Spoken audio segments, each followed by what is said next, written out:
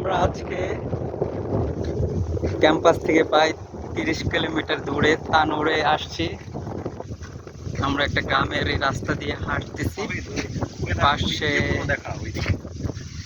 পাশে হচ্ছে একটা নদী, নদীর পাশে এই রাস্তা। ভিউটা অসাধারণ। ধান ক্ষেতের এই ভিউটা অথেন্টিক গ্রামের যে ফিলটা এখানে পাওয়া যাচ্ছে আর কি। এই যে একটা রাস্তা হচ্ছে নদীর পাশে রাস্তা, এই যে একটা নদী, নদী পাড়ে হচ্ছে ধান চাষ করেছে। ধান খেতে নদী থেকে পানি দেয়। এই যে আমার দুই বন্ধু,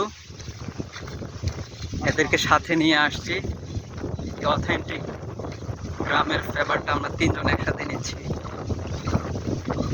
আমরা এখন একটা ইয়ার দিকে যাচ্ছি, পুকুর